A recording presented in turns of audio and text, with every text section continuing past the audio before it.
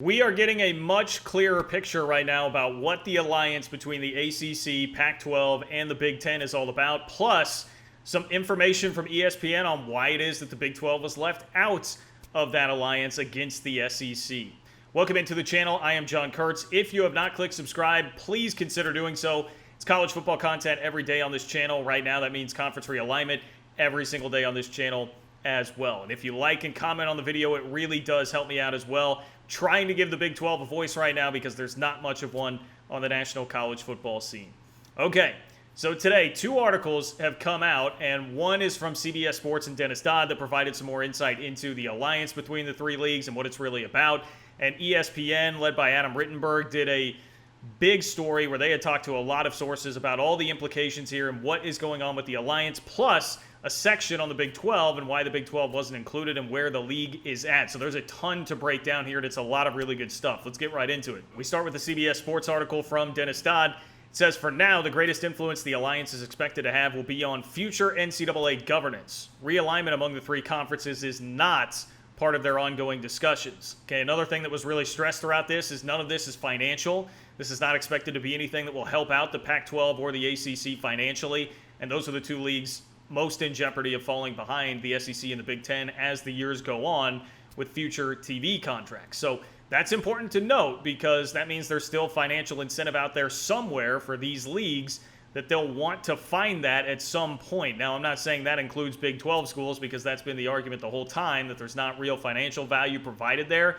But it does mean that there's still that carrot dangling out there for those conferences. They may still feel like they need to do something.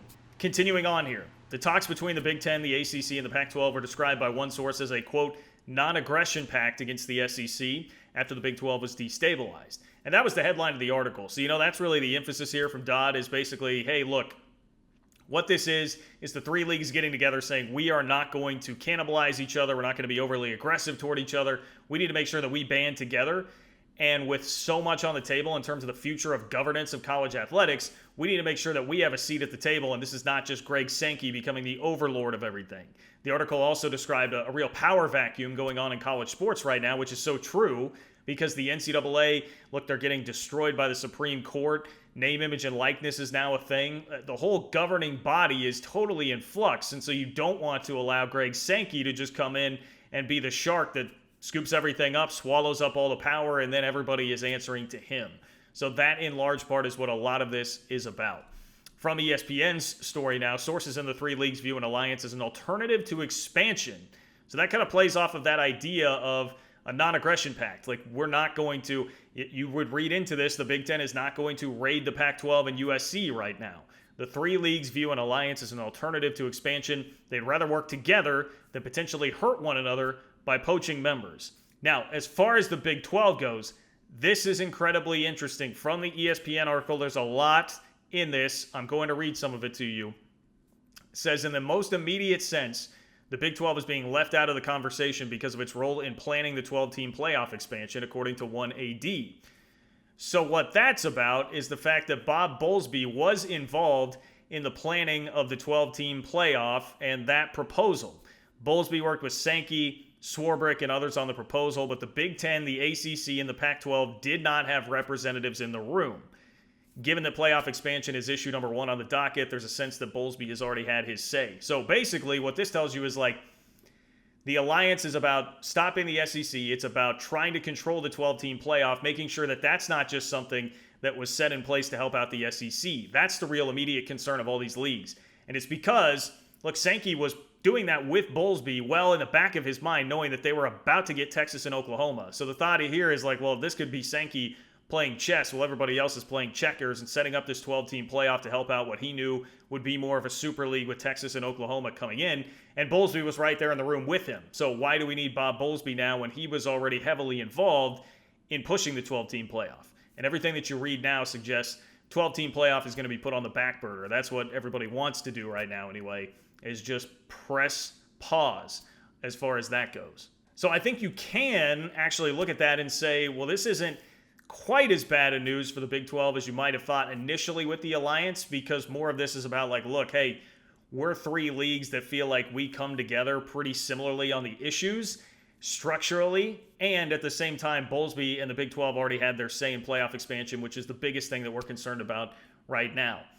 More on the Big 12, it says this one source noted, the remaining teams in the league clearly align better with the SEC philosophically. So they're saying the Big 12 aligns better with the SEC philosophically, but because the relationship between Oklahoma, Texas, and the remaining 8 schools is now fractured, as well as the relatively limited revenue potential of those schools, there's little incentive for the SEC to extend an olive branch. So basically, it's everything we've said about the Pac-12 and the Big Ten in particular this whole time, kind of stuffy.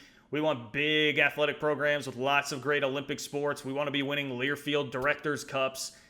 We want academic institutions. It's like that philosophical stuff, they feel like they align better with the other 2 leagues than the Big 12. And the Big 12 and the SEC merged together better on that front, and they've had a relationship working with the Sugar Bowl. All of that stuff is pointed out here. So that is apparently why the Big 12 is not included in the alliance. It's not totally, at least according to what this is saying, sources within this alliance are saying it's not totally about like, hey, we're just trying to leave the Big 12 completely behind. They just don't align really with our ideals and what we're doing, and they've already had a say in the biggest issue that's going on.